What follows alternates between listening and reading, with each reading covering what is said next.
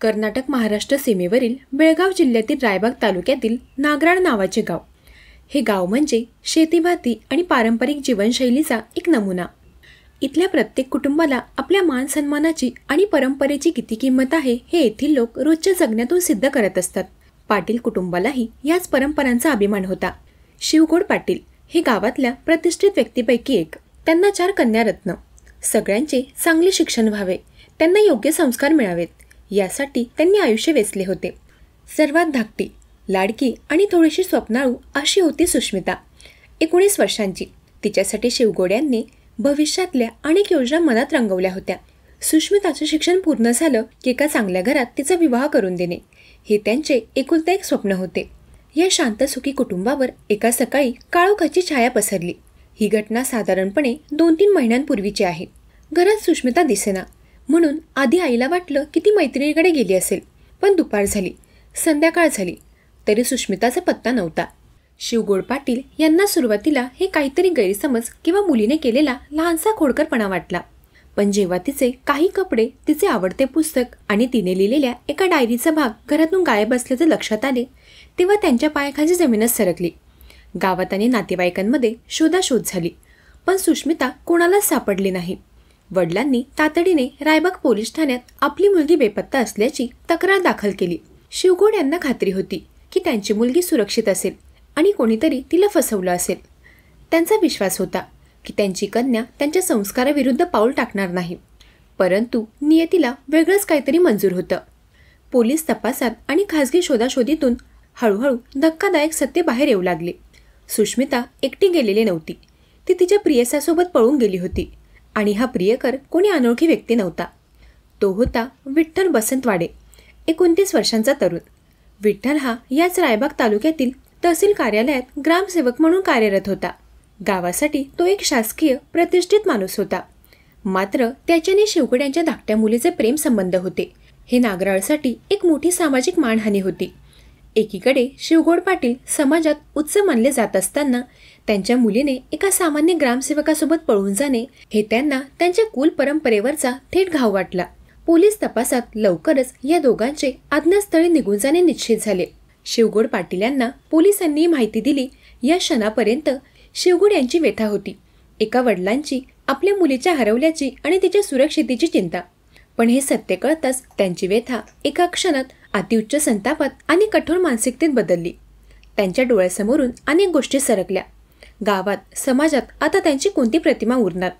सुष्मिताच्या या कृतीमुळे तिच्या अन्य 3 बहिणींच्या भविष्यावर काय परिणाम होईल? कुटुंबाची कित्येक पिढ्यांची राखलेली परंपरा एका क्षणात मोडीत निघाली. शिवगोड यांना वाटले माझी मुलगी मेली तरी चालली असती, पण तिने घराची इज्जत रस्त्यावर आणायला नको होती. या विचाराने त्यांचं मन कठोर बनवले. त्यांनी असा निर्णय घेतला जो नागराळच्या इतिहासात कधी झाला नव्हता. काही दिवसांच्या शांततेनंतर शिवगोड पाटील यांनी नागराळ गावातील प्रत्येक व्यक्तीला आणि संपूर्ण नातेवाईकांना एक निरोप पाठवला. तो निरोप सामान्य नव्हता. त्यात म्हटले होते सुष्मिताच्या निधनानंतरचा विधी आणि गावजेवण श्रद्धांजली सभा आयोजित करण्यात आली आहे. आपण सर्वांनी उपस्थित राहून पाटील कुटुंबाला या दुःखातून सावरण्यास मदत करावी. हा निरोप ऐकून गावात सन्नाटा पसरला. सुष्मिताचा मृत्यू कधी झाला कुणाला माहीत नाही. पोलिसांनी काही कळवले नाही. असे अनेक प्रश्न लोकांच्या मनात घोळू लागले. पण रहस्य हे होतं सगळ्यांना माहीत होते की ती पळून गेली आहे. मग हा मृत्यू कुठून आला? ठरलेल्या दिवशी शिवगोड पाटील यांच्या घरी मोठी गर्दी जमली. लोकांच्या मनात अनेक प्रश्न होते. पण शिवगोड यांच्या चेहऱ्यावर वेदनेचा आणि कठोरपणाचा एक असं विचित्र मिश्रण होतं की कोणाचीही त्यांना थेट विचारण्याची हिंमत झाली नाही. मुख्य विधी सुरू झाला. एका खासगी जागी सुष्मिताचा फोटो ठेवण्यात आला होता. हा फोटो एखाद्या मृत व्यक्तीप्रमाणे हार घालून पूजन करण्यात आला. शिवगोड आणि त्यांच्या कुटुंबातील सदस्यांनी एका मृत व्यक्तीला श्रद्धांजली अर्पण करावी तशा पद्धतीने तिला श्रद्धांजली वाहिली. त्यानंतर भोजनाचा, गाव जेवणाचा कार्यक्रम आयोजित करण्यात आला होता. सर्व लोक जेव्हा या घटनेचा अर्थ काय याचा विचार करत होते तेव्हा शिवगोड पाटील पुढे आले आणि त्यांनी अत्यंत शांत पण कठोर स्वरात जाहीर केले, माझी मुलगी सुष्मिता आजपासून माझ्यासाठी मृत आहे. तिच्या वागण्याने तिने आमच्या कुटुंबातील मान सन्मान आणि परंपरा यांचा गळा घोटला आहे.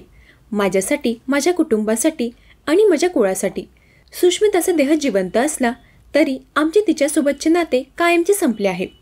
आज आम्ही तिचा जिवंतपणेच श्राद्धविधी केला आहे.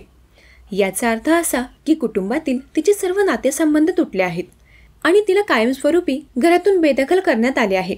भविष्यात ती आमच्यासाठी कोणी नाही. हे ऐकून उपस्थित गावकऱ्यांमध्ये काहूर माजले.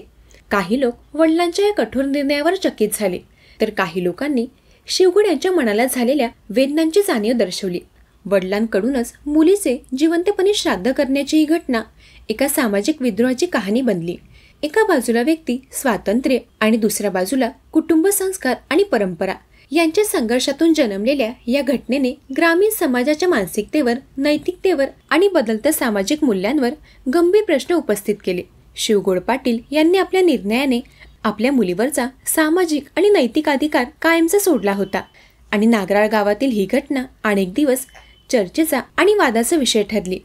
या घटनेवर तुम्ही कशा दृष्टिकोनातून विचार करू इच्छिता? वडिलांची वेदना की मुलीचे स्वातंत्र्य? यावर तुमचं मत कमेंट करून नक्की सांगा.